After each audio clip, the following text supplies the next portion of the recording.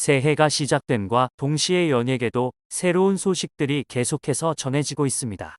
2023년 힘든 시기를 보냈던 그룹 피프티도 새 시작을 알려왔는데요. 얼마 전 피프티는 분쟁으로 제대로 된 활동을 하지 못했음에도 데뷔 후 한 번밖에 받을 수 없는 신인상을 받는 쾌거를 이뤘습니다. 유일하게 돌아온 키나가 피프티 멤버로서 수상했는데요. 키나는 이렇게 인생에서 단 한 번뿐인 신상을 받게 돼서 너무너무 영광이다며 입을 열었습니다. 이어 항상 응원해 주시고 지지해 주시는 전홍준 대표님을 비롯한 어트랙트 식구분들, 임원직 분들, 헤어 메이크업 스타일리스트 선생님들, 그리고 내가 제일 사랑하는 부모님과 가족분들께 감사의 말씀드린다라고 홀로 소감을 전했습니다. 그러면서 나를 일어나게 해주셨던 건 항상 허니즈 덕분이다. 정말 감사하다. 앞으로 좋은 음악과 앨범으로 꼭 보답해 드리겠다. 감사하다라고 응원해준 팬들에게 고마움을 표했습니다. 시상식이 끝난 뒤에도 키나는 따로 다시 한번 감사 인사를 전했는데요. 키나는 소속사를 통해 한결같이 한 자리에서 피프티를 위해 응원해주고 아낌없는 사랑을 주는 우리 허니즈니제가 더 많이 사랑을 줄 수 있는 시간들을 준비하고 있으니 앞으로 함께 걸어가면 좋겠습니다라고 소감을 전했습니다. 이어 그리고 다시 한번 피프티의 노래로 한 번 더 즐거움을 드리고 열심히 활동하는 모습을 보여드리기 위해 준비하고 있습니다. 많은 기대와 관심 부탁드립니다라고 덧붙였습니다. 키나의 소감을 통해 피프티 2기에 대한 기대감도 더욱 커져가고 있는데요. 전해지는 이야기에 따르면 피프티 2기 데뷔 시기가 확정됐다고 합니다. 현재 어트랙트는 피프티 2기와 새 걸그룹 멤버 오디션을 준비하고 있다고 합니다.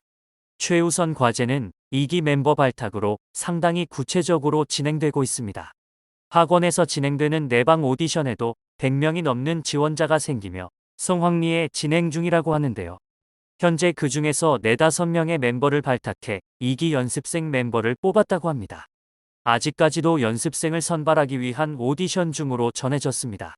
일본과 태국 등 해외까지 열린 다양한 오디션을 통해 추가적인 멤버를 발탁한 뒤 최정예 연습생들을 뽑아서 이들 가운데 2기 멤버가 확정될 예정입니다. 그렇다면 피프티 2기 역시 1기와 마찬가지로 4인조로 구성될까요? 어트랙트는 모든 경우에 수를 열어두고 6인조가 될 수도 있다고 전해왔는데요. 아직 몇 인조인지는 확정되지 않았다고 합니다. 이미 뽑힌 연습생들은 유명 오디션 프로그램 출신으로 인지도가 있는 연습생이라고 하는데요. 우선 데뷔 시기는 확정됐으며 빠르면 상반기, 늦어도 3분기 안에는 재데뷔가 일어날 예정으로 전해졌습니다. 피프티로 데뷔할 경우 직접비 상환 비율이 낮아지게 된다고 하는데요. 앞서서 투자됐던 직접 투자비는 큐피드로 대부분 상환이 됐습니다. 남은 건 추가적으로 앨범을 발매할 때 드는 비용과 4개월간의 연습생 비용만 지불하면 됩니다. 이렇게 피프티가 새로운 모습을 준비하는 동안 기존 멤버였던 3인은 어트랙트와 소송 진행 중인데요. 세 사람은 전속계약 효력 정지 가처분 신청에서는 패소했으나 어트랙트가 먼저 이들과 전속계약 해지를 통보하면서 그들이 원하던 자유에 몸이 된 상태입니다. 다만 어트랙트는 지난해 12월 19일 세나 시오 아란 3인에 대해 전속계약 위반에 따른 손해배상과 위약벌을 전속계약 부당 파기 배후에 있었던 것으로 알려진 더기버스와 안성일, B이사, 그리고 3인의 부모 등에게 공동 불법 행위로 인한 손해배상을 각각 청구하는 민사소송을 제기했습니다. 어트랙트가 산정한 손해배상액과 위약벌은 수백억 원에 이릅니다. 다만 소송 과정에서 추후 손해 확대 가능성 등을 감안해 소장 제출 단계에서는 130억 원가량의 명시적 일부 청구 방식으로 소송을 제기한 것으로 전해졌습니다. 3인 측에서 30일 이내 답변 의견서를 작성해야 하는데 아직 30일이 지나지 않았습니다. 이에 어트랙트 측에서는 답변서를 아직까지 수령하지 못한 것으로 알려졌습니다. 어트랙트는 민사소송 위약벌 30억과 손해배상급 100억으로 아란, 시오, 세나에게 각각 10억 원의 위약벌을 청구했는데요. 이는 향후 재판 과정을 통해 훨씬 더 높아질 예정입니다. 100억 원대 손해배상은 부진정연대채무로 총 12명의 대상자가 발생했고 공동 운명체가 될 수밖에 없는 구조입니다. 부진정연대채무 방식에는 책임 소재가 결정되지 않았는데요. 주동자에게는 20%나 30%를 물릴 수 있고 소극적으로 가담한 인물은 5%도 낼 수 있는 방식입니다. 일반적인 연대채무는 여러 사람이 각각 동일한 내용의 책임을 부담하는 관계로 모두에게 같은 책임이 발생하는 것을 말합니다. 모든 채무자가 각각 독립한 채 채무 전부에 대하여 변제할 의무를 가지게 되는 것으로 그중 누구든 한 명이라도 채무를 변제하게 되면 다른 연대 채무자의 채무 역시 소멸되는 것입니다.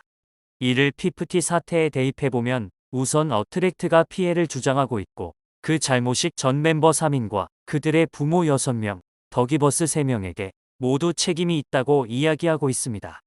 이 경우 채권자는 어트랙트가 되어 채무자 12명 중 누구든 한 명에게 채무의 전부나 일부에 대한 변제를 요청할 수 있습니다. 모든 연대 채무자에게 이행을 청구하는 것도 가능합니다. 그러나 이때 채무자들 사이에서 별다른 특약이나 합의가 없다면 12명이서 100억 원을 나누게 될 확률이 큽니다. 따라서 채무를 변제한 사람은 나머지 사람들에게 같은 비율로 구상권을 행사할 수 있다는 것입니다.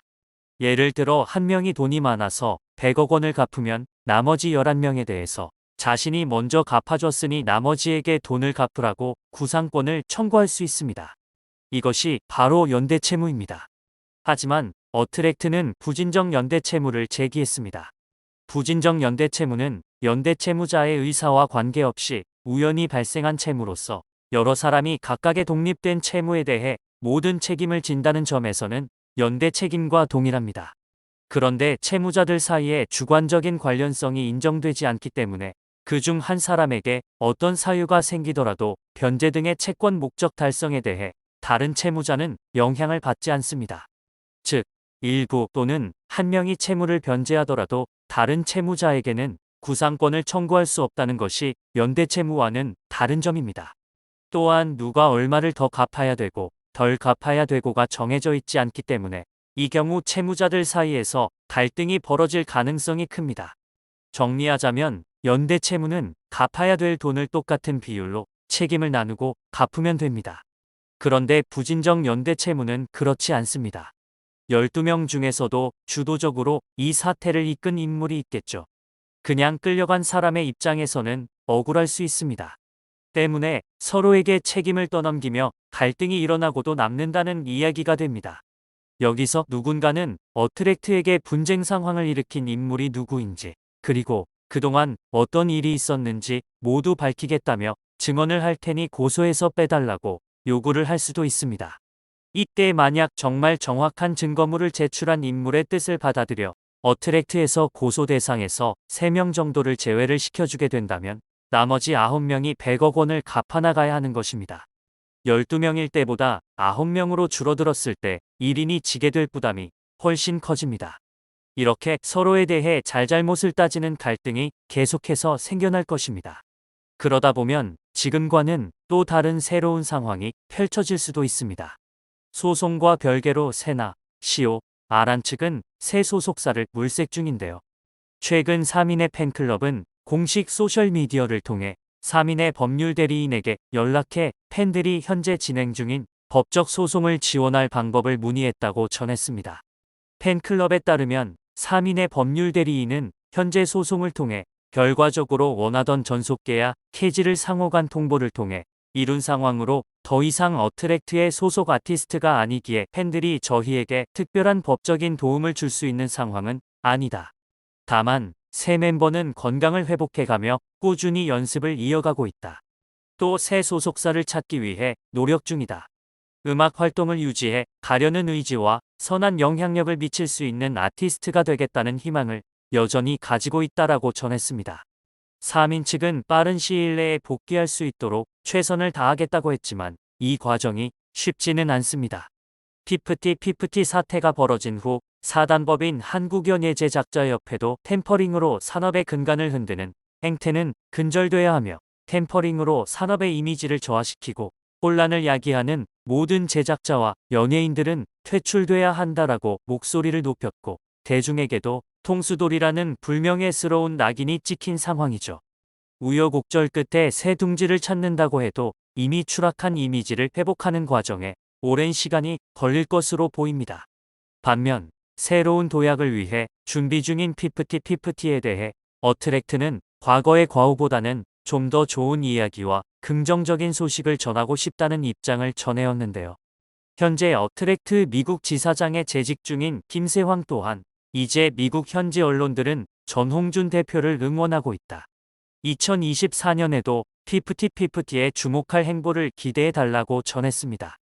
김세황은 어트랙트 미국 지사장 및 미국 IT 업계에서도 주목할 행보를 보이고 있는데요. 최근 김세황은 삼성전자 초청으로 세계적인 음향 전문가이자 삼성 리서치 아메리카 오디오랩 총책임자 겸 하만그룹 부회장 앨런 드벤티어와 미팅을 가졌습니다. 또한 마이크로소프트, 구글 등 여러 관계자들과 미팅 및 CES 2024를 찾은 류승환 감독과 영화 제작사 외유내강 강혜정 대표를 안내해 주기도 했습니다. 음악과 IT의 다양한 접목을 위한 김세황의 남다른 행보는 이미 미국 현지에서 높은 평가를 받고 있는데요. 덕분에 어트랙트의 새 걸그룹과 피프티의 본격적인 미국 진출도 많은 기대가 됩니다.